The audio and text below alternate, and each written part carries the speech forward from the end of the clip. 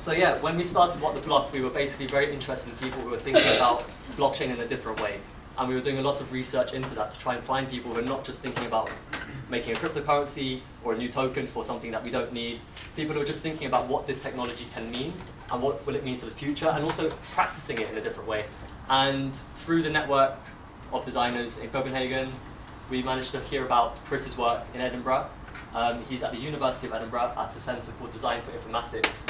And it's maybe a strange place to be thinking about blockchain, but it makes a lot of sense because what they're doing there is thinking about how systems function, and especially Chris's work focuses a lot on value creation, and how value spreads within a network.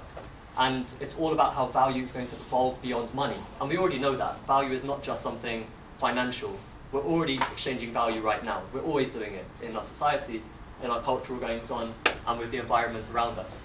So Chris's work is really, really important in that regard.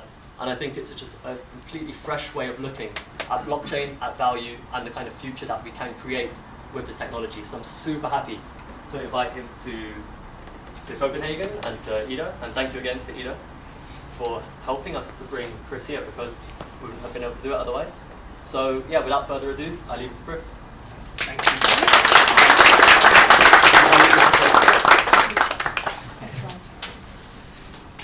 Hey, how you doing? Yeah, thanks for inviting me. It wasn't easy to just rock up. You need an invitation. So I'm an academic, so we've been dabbling with, as a design team, in and out of the chain, off the chain, on the chain, since 2014, which is a little bit late, considering that the white paper was released in 2008 and we had the first Bitcoin in 2009. So we're already, catching up with a certain wave here. I suppose that by way of introduction, academic, I lead a centre called Design Informatics, based in both the School of Design and the School of Computer Science, which is informatics, and again trying to explore this space between. This term at the start, data-driven innovation, is something that you'll become used to, I think, because you're realising that in the stacks that allow you to get here, we had, not giraffe bikes, what are they? Donkey bikes. There's a whole bunch of things operating which are data-driven as much as they are bike-driven and human-driven. So we're very keen to understand what is that interface, because I'm in a College of Art and I'm producing students who only make things they can see. And it's a huge, again, another paradigm shift to think about how you cultivate a community, to think about internets that you can't see.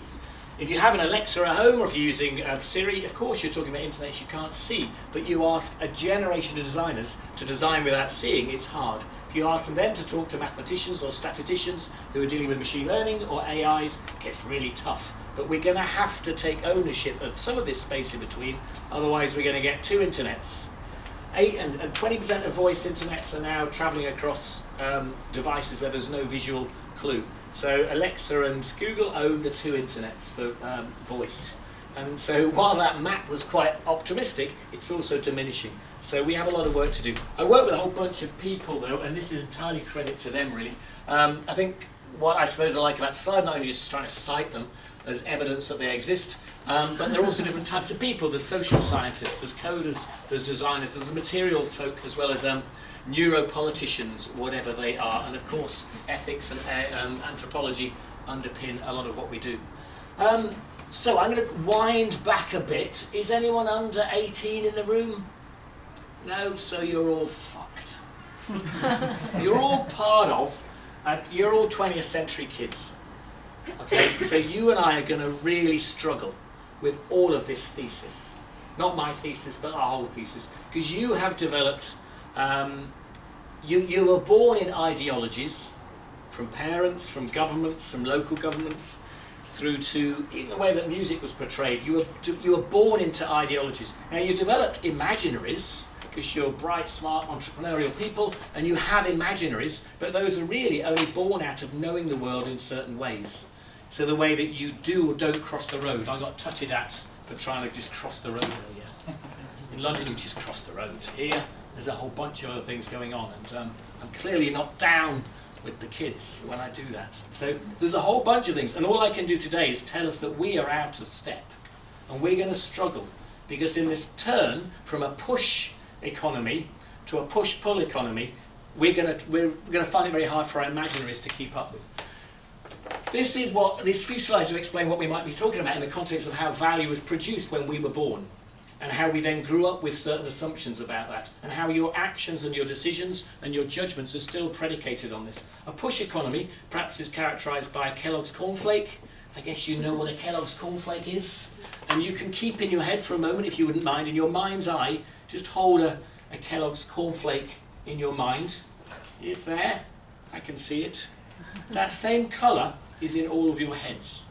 That same Pantone colour is in all of them, because they pushed it to you. And they spent 100 years pushing that colour to you, and that concept of that flake. Now that's how you push something in a push economy. The 20th century is incredibly successful because it defined value through some level of testing and some user engagement, and then it just pushed it. And it pushed a whole bunch of things. Heinz Beans, Coca-Colas, Heinekens, how to sit, how to eat, it pushed them. And on the back of that, it developed global networks which are astonishing to allow you to have access to some of these ideas. And you love it, you really enjoy it. But that push is also overwhelming, because that push, it means that value is defined at the centre of the push, at the start. You don't have any control over it. These Kellogg's cornflakes, they're pushed to supermarkets, pushed out there, and the value is defined, it's even on the packet. It's sort of quite an instruction really, do this with me. And it pushed it, and you push it. Now when you get to the supermarket, things change completely. Because you don't always do what you're told with the cornflakes. I don't value cornflakes according to putting them in a bowl with milk. What I do is spending time with my daughter. My daughter likes making cakes, so I'll use crispy Kellogg's cornflakes to spend time with her making cakes. I don't actually eat many of them, but the value proposition for me is making cakes and spending time with my daughter. Now in a push and pull context, that's where Kellogg's would be listening to what I would be doing, and they would try to negotiate the value proposition because we're co-producing it. Again, all of you will struggle to catch up, because you and I were born out of an assumption that the supermarket exists for people to push things into context and for you to then walk home and then do whatever you want with them, which is fine. But there isn't any dialogue unless you can find a data bridge between those two things. And you will see on the back of Kellogg's cornflakes, Twitter, Instagram, so on and so forth. But will they care? Probably not. They'll keep pushing the brand. So we do know that the push and pull economies have done well to define, and we've got a number of digital economy examples, the classics being Airbnb and Uber, where of course the value proposition is entirely between you and the Uber driver, or the place offering the place in Airbnb, and you wanting somewhere to stay or some mobility to get somewhere, and they're just offering a platform. And we know about the political challenges of just offering platforms. They're good for you and I to build value propositions from, but actually they take 25% or whatever. So we know that the game isn't entirely balanced, and there's still a centralised models. We also know in the push and pull economy that we don't operate like pushers. You do very, very strange things. If I go to a drink with Cyrus and Tina later, got it right, there's three of us go to the pub, we have 2 pints each, and we do it in rounds. One person gets away without paying. But that's okay, isn't it? We do that. This Christmas, I won't keep an Excel spreadsheet accounting for the amount of money that comes in according to gifts with the amount of money that goes out. I'm not going to do that. And I don't believe you do that. I won't count the amount of times I've given lifts to a friend in the car and how many I've had back from them or him or her. I won't care. So you do lots of things. How many people saw Game of Thrones legally? Well, really, none of you. Legally, 5 of you did. Hands up if you saw it illegally. Okay, so you're already operating in a highly transgressive, playful manner, because the value proposition isn't always commensurate with what is on offer. But you will find a way to value it. Why you watch Game of Thrones? And when I wasn't into it, I was a snob, academic snob for at least 4 seasons, and refused to be engaged in dragons and misrepresentation of females. But in the end, it seemed to be the office conversation. So it became a value proposition to keep up and stay in play. So I don't think that it doesn't matter that the proposition isn't owned and connected to an economy, which is just financial. It matters about what is the economy and how do you have a stake in it. And that means we will do anything we can to have a stake in the digital economy, and so do you. You're forever borrowing energy from anyone's socket, aren't you? You don't care. You don't even ask anymore. You just go in and take it. because energy underpins all of your interactions with the digital economy. So we know this is a background. We also know, therefore, that you and I are going to struggle because our imaginaries, in other words, the experiences, the ways that we go and we go into things, out of things, we trade things, are all predicated on value chains, where value has a peak moment of sale, and prior to that, a value chain is organised extremely well to make sure the profit and loss balance, or the production and loss balance, is always in favour of the company that originates the value. Now, people like Stefan Michel, Austrian economist, business theorist, talks about that you and I have to start moving to value constellations. That everything you produce in the digital economy has to be understood to be a multi-sided platform where value is in the eyes of the consumer, but also the producer. So in this context, this is his wee map of Google, that there are ellipses around all of these holes, these actors in this network. All of them. Because all of them are finding some way to find a value proposition. Again, if we go back, Kellogg's Cornflakes did really well pushing. And when was the support and delivery? Very, very limited indeed. Yes, if you look on the side of a British cornflakes, you'll find a crest from the Queen. But I don't see her coming round at any point in that model there. So it seems to be hypothetical that they will surveil it. But then, of course, we have trusted systems. We have a UK Food and Standards Agency that makes sure every packet is safe. In a value proposition within the digital economy, you don't know anymore. There's a whole bunch of, you're not entirely sure if you jump onto Wi-Fi's whether they're safe. There's a free one here. How many of you jumped on it? Not no one. Like 4 of you. And there's no cyber security whatsoever. You just jump on it because the proposition outweighs the chance of getting a good connection. I do, because mine's awful. So we have this whole myriad, an understanding that whatever proposition you develop will always be twisted and turned in the context of the digital economy. There's an assumption when I show this that the actors, of course, are human. And of course they're not. Many of those circles are actually AIs now, all the time looking for a little bit of proposition where they can find an identification with you to buy you in or keep you in a constellation. So this means it's quite challenging because many of us don't operate in these ways. We're learning, we're beginning to move through them as imaginaries, but every single interaction within the digital economy has a different constellation and nobody is trying to own it because they're trying to foster situations in which value is co-produced because of the data you bring to the proposition and the proposition or the data which is offered to you at the time. Okay? So this is this really messy space. As I say, I think you and I are going to struggle. But we'll see how far we go. Right, so now I'm going to show you 5 case studies then of what we do as a team to play around in this little space then. This space where, again, there's a group of students who are quite agile, they're capable and they're able. They were forever. The last exams, last May, they were always trading when they should have been revising. They were always giving away software. You only get PhD students these days to get you those things on the end of torrents. You don't hire them for education anymore. So we're going to scamper through this because much of what we do is try to make the approaches tangible or turn them into experiences to make sense of the last few slides. The first one is perhaps, of course, is to understand that in the digital economy, you don't travel down a value chain in a linear manner. You have to travel horizontally. You have to travel as though you can move across various verticals. So if we think of what verticals are, these are verticals. There's a milk vertical, there's a hot water vertical, there's tea, there's coffee, there's whatever. And of course, if you think about those in the context of a supermarket, you and I are really familiar. If I want to make a cup of coffee in a supermarket, I have to do the horizontal. All right? I have to travel down the dairy aisle, into the tea and the coffee aisle, maybe into the sugar aisle. Of course, I've got a vertical at home. I can't change my water supplier in Scotland. I don't know if you can. So some of those verticals are really fixed. You just can't move them. The Internet of Things comes along, and of course it supports the proposition that you can find value in horizontals. So if I put a simple collar through my Nest device, on my electricity supply, I can quickly find that when the 3 kilowatt kettle turns on, I can probably map it against a 70 watt fridge. I can even look when the water gets turned on. And with a good little bit of machine learning, I can quickly find out that Chris is making coffee, or Chris is making tea. And if I don't take milk with my coffee, so if my wife has gone to the fridge, chances are she's the one who's making. So you can begin very quickly to identify patterns and machine out where the proposition is, which of course moves the entire value proposition from a supermarket where they were pushing and they didn't have any feedback right into the house. And of course that's why Google bought Nest, because they wanted to change the location where value was produced and understood to a space that was closer to consumption. But you knew that, didn't you?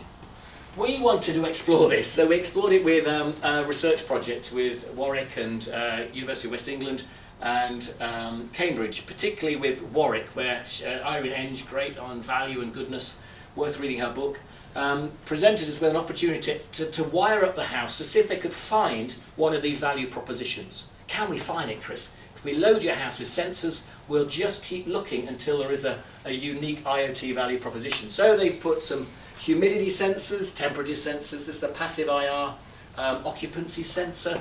There is a collar on the electricity, and there's a bunch of domestic IoT devices. Those again pushed around a Raspberry Pi and then sent back to a walled garden for the machine learners to start looking for when certain activities took place. Easy? Easy. And this was it. This is, folks, this is research. That there, when the humidity and the temperature was at peak, they identified a dinner party, and that was the moment when Häagen-Dazs, if they turned up at the door, they would have made a sale. And that was seen as, wow, it's like Higgs and his boson, we found the fucker. That's when value is produced. And who was the producer? Well, I was producing data, my guests were pushing it all out, but some AI or machine learning had to identify the proposition, and that's what they found. That's great, it's fine. That's IoT. We know that's how things work. We know that value can be identified at high speed across large data sets to identify these. But it wasn't this that, as a designer, we were more interested in. What we were interested in is the disruptions to the values that had occurred in the house. Because actually I've got 2 kids, myself and my wife and 2 cats. We used to get on reasonably well, 14 and 12. What can you do, they're of that age, but we get on fine. So when these things come to the house and other people start looking for value and they start breaching and asking questions, it also questions what you're doing as a family. Because again, I wonder who owns that value proposition. So for example, these are the Withing scales, which are IoT scales. I'm about 72. If I jump into the app, this came with a package as well. I can see I fluctuate between that actually. I go between 70 and 72, and I've learned this, and it's quite interesting. I have a seesaw, a razor, what's it called? A saw type profile, which particularly as it gets to the weekend, it gets high and it drops back, and I figured out how to more or less cope with it, but you can see it's not entirely intact. But I've learned things from personal profiles. Everyone else in the family was asked to take on board a profile. So Chris, there's my wife, Steph, there's Mary and Eric, and someone else has got themselves a profile. Now this happens. What happens between the supermarket, where value is produced in my space on my own, now value is being produced and openly shared across Withings with other people I don't know. So let's do some machine learning. This is the event. What is it? And all you've got to go on is the weight, the time, the weight and the time and the date. Do some machine learning. What, who, why, what's going on? Could it be a pet? Could be a big pet. Yeah, there's 2 cats on top of each other, probably with a dog as well. Actually, no, it's not 2 pets. It's a good question. I did mention the cats. It's Sorry. Small child? Could be a small child. Yeah, we thought that.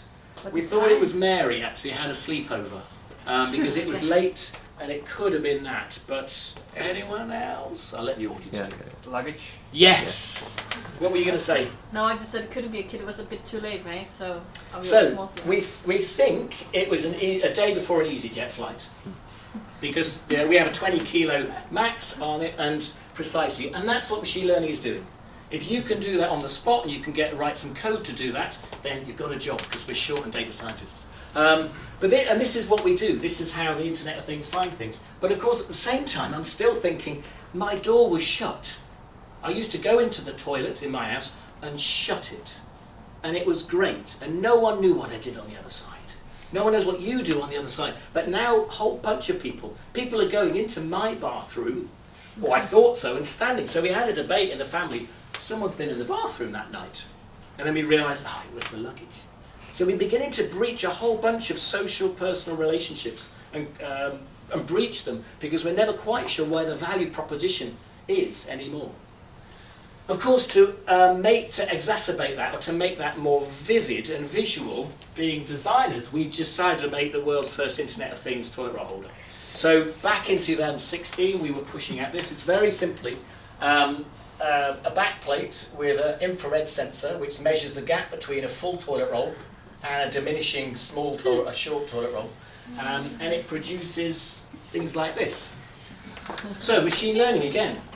Can you spot a poo? Can you spot a wee? Again, all you're doing is that's a full toilet roll and that's an empty roll. So there's a significant amount of toilet roll used, you'll have a significant drop. I'll help you out. You're very good at it. I'll help you out. It's the wees and poos. And that is what is starting to happen, that all of these social personal activities are starting to be spotted by people on the other side of a wooden door.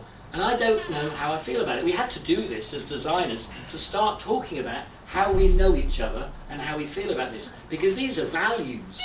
They might be valuable to someone. Certainly at this point we found that someone in the house puts a half-rolled toilet roll on. So that at that point, that's a sale. As soon as that happens, machine learning is there, data scientist says, right, just get order them. And they'll come in. So I don't have to shout at the house, but we don't shout at the house. You just text now, don't you? Have you noticed that? Hey, anyone around? Toilet roll? We don't shout, we used to shout. On the other hand, it also allows me to spot other things. We know that we've got a cat, so I've told you about the cats. We don't have kitchen roll, so if the cats go on a killing spree, we just have to use toilet roll and then go mopping up the guts. So we have a whole bunch of ways of beginning to know ourselves and knowing others. So these are these spaces. Again, the contravention is, when are the values being contravened because a value proposition is emerging? What is that breach? And you and I, again, I still think we're 20th century kids. We'll still sooner put the lock on the door. So what do we do with that? Because other people are asking us to change our imaginaries, how we access data and know of each other. So moving on to case study 2 then. What we were beginning to do then was beginning to understand that things, toilet roll holders, scales, all beginning to take part within the little values economy within my household. So we then began to ask ourselves, well, how do they start trading? How do they start having a more significant place to play in it? And the first thing to do was starting to question what the representation of value was. Your central representation of value, because you're 20th century kids, will be money. Other people who are younger than you are starting to ask questions about that, or they're moving through imaginaries or ideologies which money isn't their primary currency, their representation of currency or value. So, of course, we began to look at things such as crypto, and began to look at blockchains. And you've seen this diagram, I don't know how many times. You'll see it every time there's a paradigm turn from a centralized system to a distributed one. You'll see it again. Again, it's RAND from 1962, the Research and Development Organization in America, which advised the American military that if they take a strike, a centralized strike during the Cold War, they're going to take out much of their military capacity. However, they move distributed, they're going to be far more resilient. And that's all that he's going to tell you, for better or worse. And it's going to be the same again. And we went through this, didn't we? Remember, we went through this with Amazon and books. Let's take it away from publishing. We did it with music. Let's take down EMI and Sony. Let's distribute it. Ironically, what we also see is it does travel that way, and many people buy into it, and it involves many more people in the economy, but it also travels that way, and now we have centralized Amazon. No one's going to take down Amazon. No one's going to take down Google.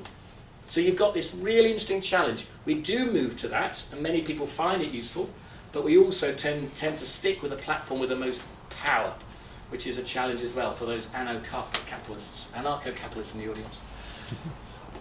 Of course, what we did do, and that happened, so we did it in the book industry, the music industry, what else did we do it with? Well, we just did it with banks.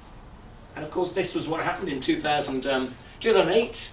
Satoshi Nakamoto writes his white paper, or she, and talks about another way of securing a more resilient banking system by distributing the ledger, building an incentive scheme for people to check that ledger, and then the growth of essentially a currency. This is a screen capture, I think from 2015. Certainly a few years old now. It's interesting because there are so many transactions across the blockchain, the Bitcoin blockchain now, that actually it's very hard to capture this. So I use it because it's a really helpful little video. It feels like a piece of archaeology. I'm just going to jump back. So you can see that I think we're at 500,000 blocks now. At the time, there were 332,699 blocks. You can see all the transaction in real time. You can begin then to see where those blocks have got a chain to them. There was just another block there. I can drill down. Of course, it has some transparency to it. The Bitcoin blockchain, it has the right amount of transparency to allow it to take off, but it also hides some things. This is me jumping in, and I'm following a Bitcoin now. Some of it has IP geographic details in it, so I can find where a transaction took place. I can also look back to where the nature of that transaction, but of course the hashing, but I can see all the way back in time. Now I can't do that with pounds or sterling or krona.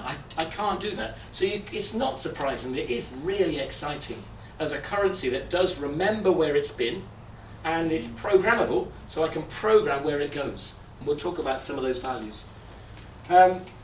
Simply, we found it fascinating that it was money that I could email. She deserves a Nobel Prize because it's making a digital resource scarce. I mean, you and I, again, we learned how to copy and paste digital assets through Napster.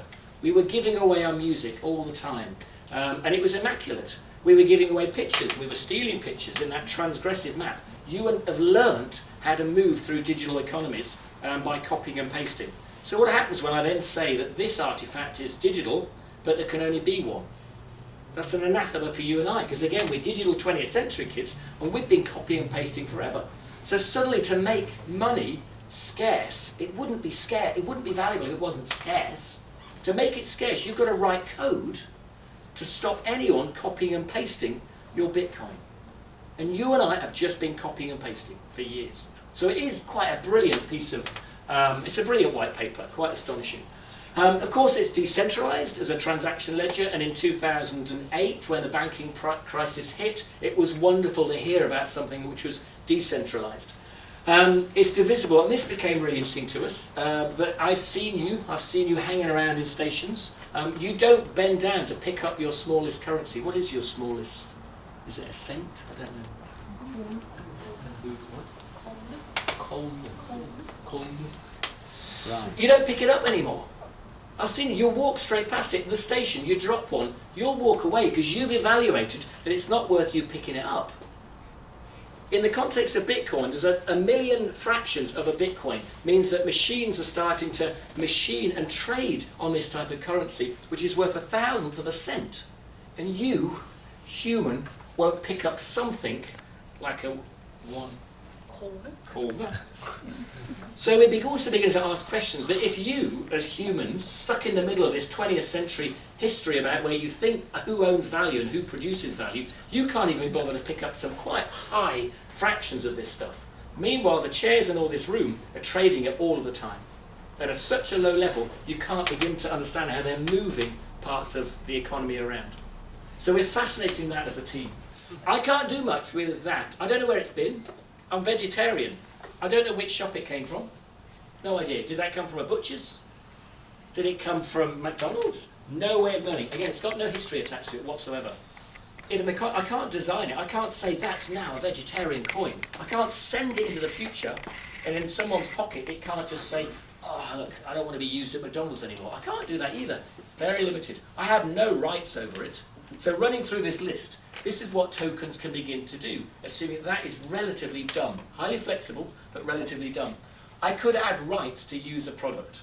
So if I have a token in a gaming system, I have rights to say that I don't want the misrepresentation of anybody. I just want fair gaming. Whatever the rights, you set up the rights, and you have to co-produce that value proposition over rights. A reward for carrying out work in the system, so thinking of gaming, someone doing the testing in it. A toll for accessing the system, pay-per-use, so that simply could be, I buy into it, yes I get the top two, but I also get the chance to extract value, such as games. An incentive for onboarding new customers or improving the experience. I need to do this as a group.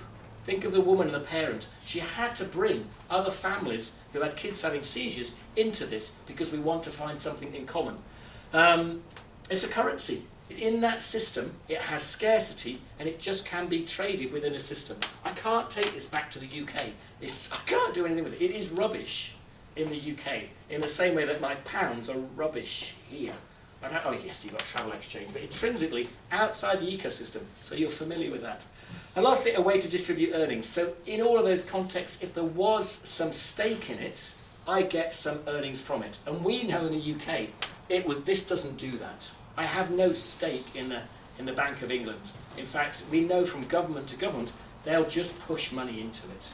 It's very hard to have a control over what sterling is worth these days. So that's very useful in terms of designing ICOs. And we ask groups of people like you to work in groups, use that, 6, and then design a context. Sometimes we'll give you a challenge like health, transport. It could be cleaning the water. Doesn't matter, you often bring those to the table. But very, very quickly with those 6 parameters, you jump beyond what money can do. Yeah, and we run that as a workshop at the end. Okay, so on to 3 out of 5. Again, I'm not actually that interested in blockchain. Blockchain's fun. It's just been a means of understanding how we do rethink and question the way that we perform money, we perform value. Something that popped up, though, during one of the workshops in Amsterdam was the PwC smart contract continuum. And this is a bit dark. It's PwC, so what do you expect? But there's some quite interesting terms, because for us as designers, they were suggesting that smart contracting, which is part of the power of programming money. Remember, I can't program this, where it's gone. I can't program it. I can't tell it to go anywhere. I can't tell it to do some things and not other things. It's just unprogrammable. But if you do allow programming in, you can build smart contracts and then begin to construct and define relationships and the flow of value. And I thought their continuum still interesting. They've taken it down from their website. I don't know why, but at this end, how many of you got a Bread wallet or a Coinbase wallet? Okay, so we have got a long way to go, audience. Fine. You turn up a blockchain event in the UK and everyone's got one. Yeah, how much is in yours? But that's interesting. So those 6 people in the room have already begun to start moving it around in different ways. In fact, they've wanted to spend some for months, and they can't spend it, because by spending, that's when we find value. Nevertheless, we begin to enter smart rights and obligation. Consumer buys a digital content stream, but it comes with some deals on the back of that, because they know it's your money. A basic smart contract, this is where it's a bit dark. The lock, a landlord remotely locks non-paying tenant out of the apartment. So just like my toilet roll, if my toilet roll finds itself running low, it buys things.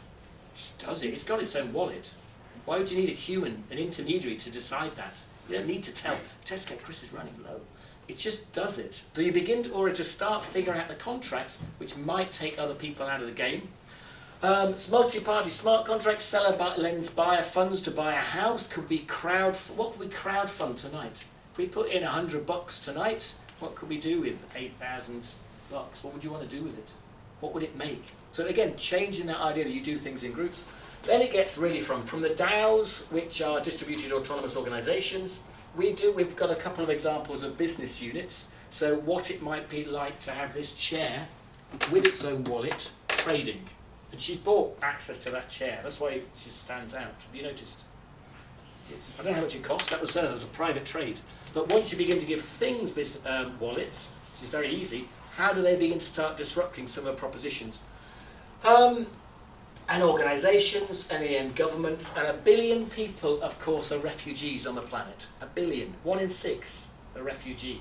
And the UN are working with Accenture and Microsoft to develop ID 2020. If you Google it, it offers people identity. If you're prepared to put your personal information, your bio whatevers, into the blockchain, to their blockchain, they will give you a UN passport. So beginning to give people rights that transcend sovereignty. So if there's a war, it doesn't really matter. We still value as a human being, and you have a right to an identity. So all the way here, we're talking about a whole bunch of transgressions which challenge all the time who owns the value and who owns the proposition to manage it. So we wanted to explore that. So we went off to Amsterdam again in 2016, and we began to ask you to be involved in what these transactions do when you experience in the street. This is us in Amsterdam. So we developed something called GeoCoin, and I'll show you it in a wee bit. That URL doesn't work, but I can show you the URL that does work. And the first thing we did is start to throw Bitcoin in the street. Really to start to explore what happens when you give GPS coordinates a wallet. Does it change the way that people navigate the street? Because we knew you did it when you had Pokemon. You'll change your route because of Pokemon. You'll change your route because of those strange pixel bikes, whatever you call them. So here we have, but we didn't just want a value proposition of just money. One of them is just money. We also wanted smart contracts. So in the street, this is me, this red dot, these are lumps of Bitcoin. I have a wallet, and so does the GPS coordinates, and if I move into it, a transaction takes place. So if I get close to this one, that one will disappear. Get close to that one, it will disappear. If I enter the green zones, there's a bit more sophisticated code that says if Chris moves into the geofence, then just give him money, like a shower. Not much, but if he wants to stay there, just give him as much money as we can give him. So he moves in. If he goes into the red, that's the reverse. Take it away from him.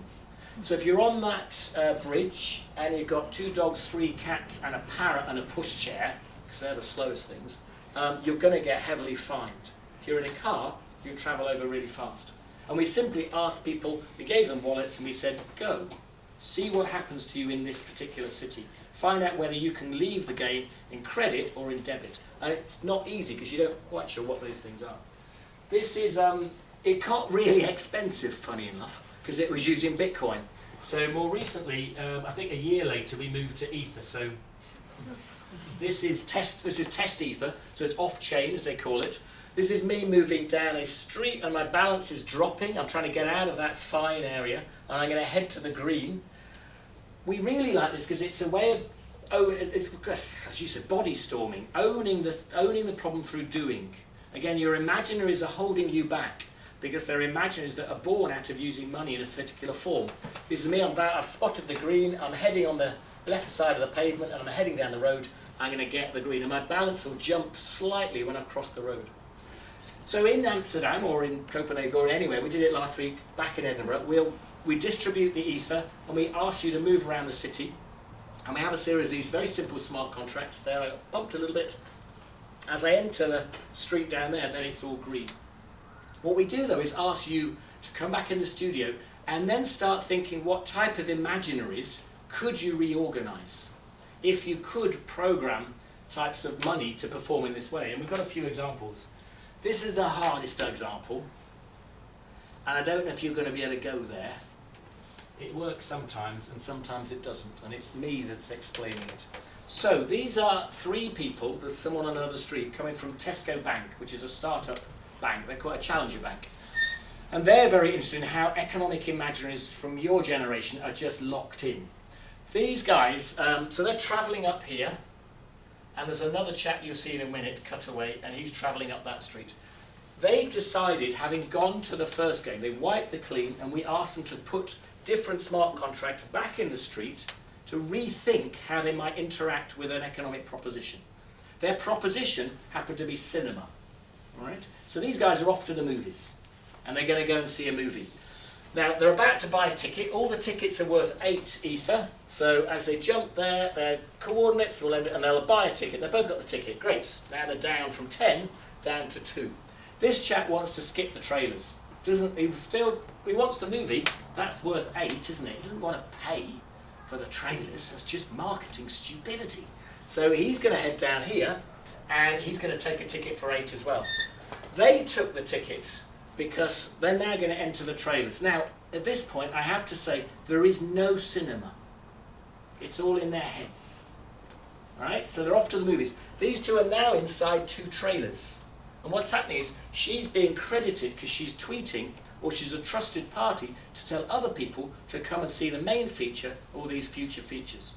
So she's beginning to reprogram her relationship with this one product. Again, you just get dumb tickets. You get pushed cinema. You don't get any payback for taking your litter out. You don't get payback for talking to your friends about it. You get one push. She's just left the trailers and she managed to accrue a little bit more money, so she's paying less for the main feature, and now they're entering the main feature. There is no cinema. right? People are going, what the fuck, the cinema? Where's the movie? There is none. It's all in their head. It's an economic proposition. They're now watching a movie, aren't they? Yeah, what's he talking about? Right, they're in the space watching a movie, and they're all consuming. There, they've entered the main feature, and Laura's paid 6. Well, he's paid 8. Sorry, she's up 4, so she only paid 4. He's paid 8 because she was started a part of a marketing proposition to distribute the trailers. She's off, but actually she's going to take her litter with her, and she's going to get a further pump from the system that says, thank you, you did a little bit of cleaning as well. Meanwhile, he's not going to bother, so she's skipped the credits. He's going to stay for the credits, and he's going to write a short review at the end of the credits, and then get some money back in the end. So their proposition, this wasn't ours at all, is that if we give you the power of smart contracting, you begin to change and rewire some of the assumptions you've got about what you should have got from the 20th century. Again, which is all push. Every proposition you will encounter today is based on your assumptions of what you think the proposition is. And you don't own many. You just went buying today. Or you went to work. And the best thing to slow down spending, just go and work. So these people are starting to reimagine. Other people, this little team here, they had a go at rethinking the politics. So again, slightly older interface, but it's the same interface, same platform. They imagined that Amsterdam City Council had 200,000 euros of capital expenditure for roads, schools, potholes, and they wanted to put it into participatory budgeting. This is their imagination. So all they did was they turned the red zones, which were debit zones, into voting spaces. So this person has got 200,000 residents in Amsterdam, each get €1 of an equivalent cryptocurrency, Amster coin, and this person is now invited to walk the streets and simply allocate where they want their Amster coin to be spent. Another 199,000 people are also doing the same, and people are literally moving government funds across different pots. They voted on the school, they voted on the playground. If they hit the blue button at the top, it produces a brand new Geo's coin space, and they'll also vote on that as well. So this person has just voted for bicycle stands, and they're just allocating this token from the government. So is it basically like nudging in another way, or? Yeah, or it's just participatory budgeting. Yeah. It's saying, we got 200,000, where do you want it spent? Yeah. Now, this is a hypothetical, it's purely, but with blockchain you can spin it up very quickly, and with good crypto, it's actually really safe. What the government does next, if someone wants to put a brothel here, someone's voted for it, it's completely open. What do you want?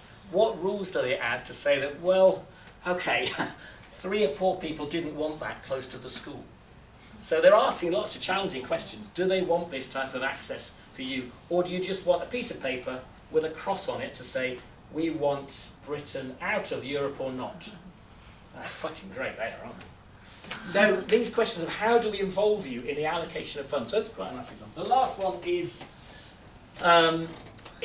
Bitcoin marriages. So this team were particularly interested in smart contracts from a perspective of short term.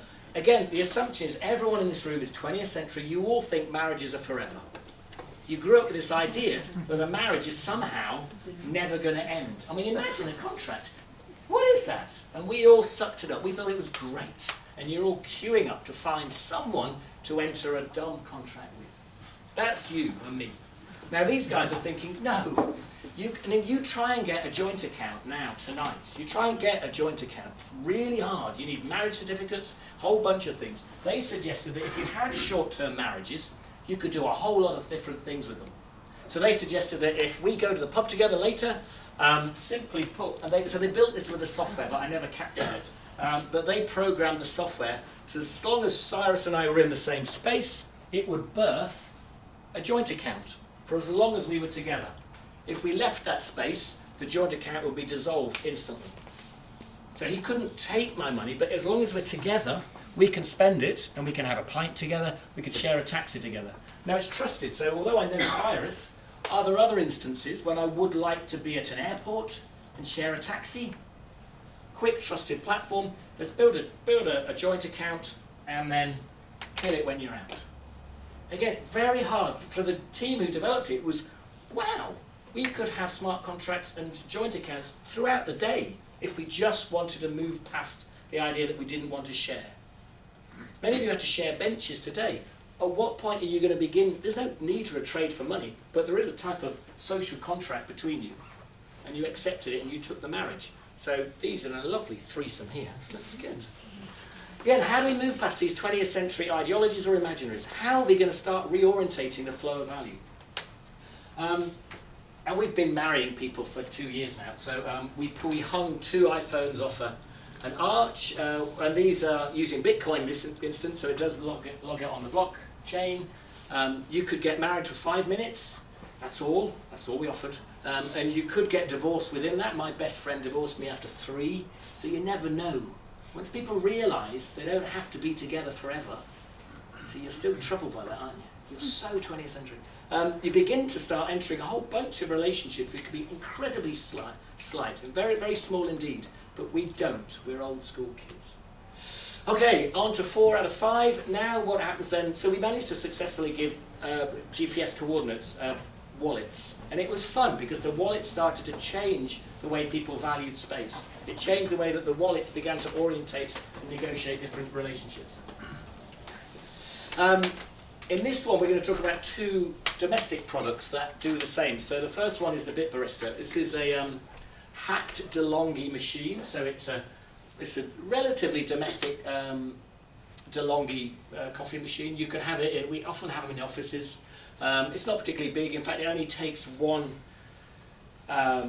packet of coffee and 1 small jug of water. It's not huge. It's not on any mains water supply. But the team put a Raspberry Pi on it and gave it a Bitcoin wallet. But they also wanted to trade some of the values. Again, this coin here doesn't retain values. It has no way of keeping values. The only values it's got on it seems to be a couple of royal crests and a number. It doesn't keep any other values. It doesn't know I'm a vegetarian. It doesn't care. It wants to be flexible, which is fine. But we wanted to start asking people who use this coffee, how would the coffee machine mediate toward the values of the office that was using it? So I'm going to try and play the video. It's a very short, boring video compared to the others. But this is Rory, who programmed it, with Larissa and Ella, who studied it. It tells you it's online. He wants coffee. That's what he wants. He's just a basic human. Just wants coffee. But the moment of consumption, we get this, he's also asked to vote on what should the next coffee supply be like. So again, the machine only can host a bag of coffee. It doesn't want a big bean, so it's going to go off to the internet and buy its next bag when it runs out. So it uses its wallet, but it wants to know what type. So it could do best price, best quality, best social responsibility, low environmental impact. Oops, a daisy. Sorry.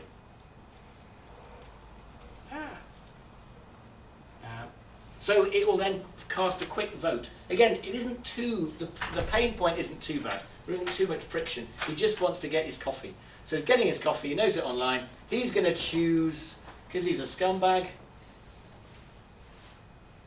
the best price. Oh, a terrible man, how dare he. He pays for it, and this is how he's paying for Bitcoin. If you didn't know, he's got a Bitcoin wallet, probably a Coinbase wallet. He's paying for it through a QR code. The machine takes the money, and actually at this point you get to see that the team have voted social responsibility. Did you see that fast enough? Sorry, I'll just jump back and just go still on that one. So now it's got the funds, but it's going to go and buy a social responsible coffee bean. Now what we find is after 2 or 3 weeks in the office, people then all move to the same type of choice. So after the vote, after 3 weeks, 99% of the people are choosing social responsibility, or they're choosing price. But they'll move. You'll move like flocks because you're homophilic. You'll tend to move to the flock of the crowd. So already the robot, if you like, is starting to mediate the values in the office, this small intervention. And of course it can sustain it because it's got the buying power. The other thing is, if the beans get too low, the sensor in the bean sensor says, hey, could you put more beans in and I'll give you a free coffee or I'll pay you in Bitcoin. And people really had no problem whatsoever working for the machine. If the water was also low, they put more water in, I'll give you a free coffee or give you more Bitcoin. So people began to get on with this thing quite easily. They really enjoyed looking after it. In the next example, we moved again on to hairdryers this time. This is Gig Bliss. Gig Bliss is 3 types of coffee machine, hairdryer, that tries to pass the responsibility on to you because the smart contracting can happen through a little bot on the device. So in this one, Gig Bliss Plus allows Sean he's a student, he can buy energy at 4 in the morning because he's up. And he sells that energy, because it's cheap at 4 in the morning, at 9 o'clock on a Friday night to anybody else who wants to use it, and he makes energy. He trades energy, and then he presses the green button, and he gets completely free hair drying. So he's not even paying for energy.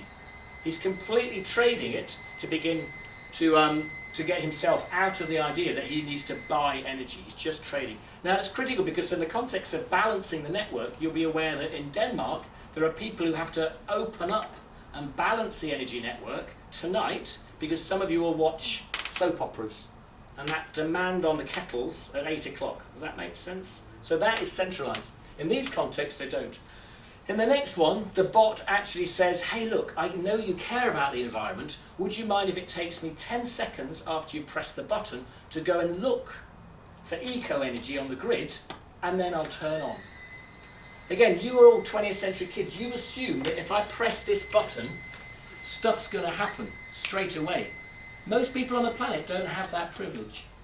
If you have that privilege, maybe we just put an offer of proposition in there that, hey, Chris wants to get to the airport. Do I go now? I can get a taxi now with oil, or if I wait 15 minutes, I could get an eco one, or I could go by boat. Are you prepared to go that way? So can the bot begin to mediate the values of the whole by offering you small temporal propositions? And the last one is more radical. The last one just says, don't trust humans at all. We tried asking you to slow down with time. We even tried to give you the chance to trade. Well, the last one says, no, the robots make the best decision. So in this context, the robot literally searches the web until it finds eco-energy and then it turns on. And you just have to hang around. We don't trust you anymore. So you might have to wait half an hour, you might have to wait 45 minutes, but you can guarantee you've taken the cognitive load off and we'll just give it to the robots to manage the energy, because you're all humans.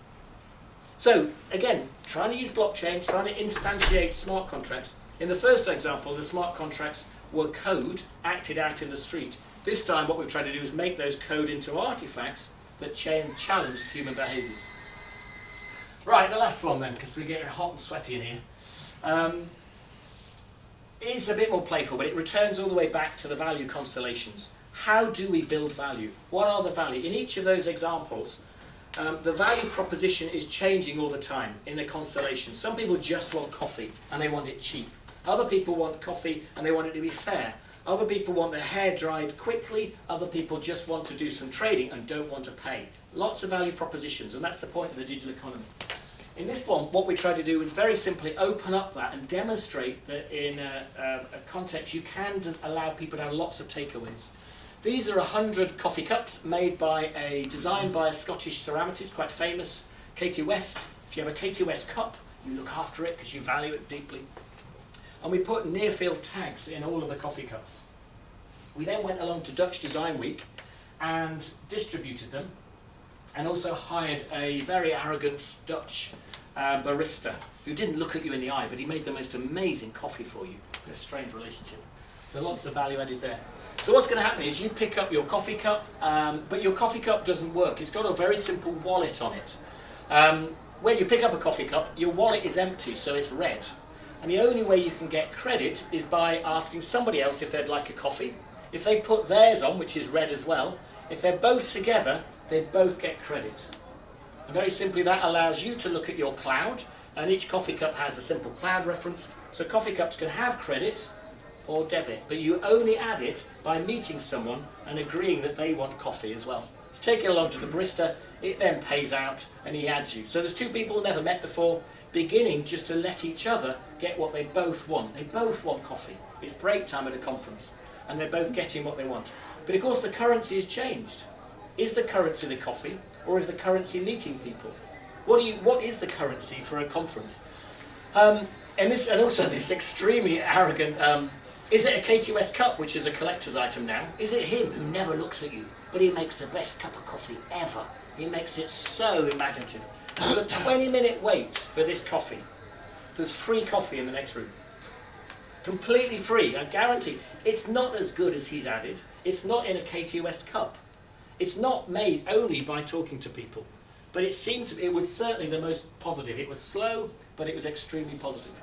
So the question for you again, in this value constellation, this digital economy, what is the currency? For some people it would change. We had people stealing the coffee cups who'd heard of KT West. We didn't mind, there's no problem, but it's a demonstrator that some people valued KT West. Some people just wanted a social transaction. So, to finish then, when you're moving through this next network, it doesn't matter that blockchain comes along. Blockchain helps because it talks about distribution. I think it's ready for value constellations. It's not great at, it's quite interesting in supply chains at tracking, but it's not great if you just want to control the value and push it.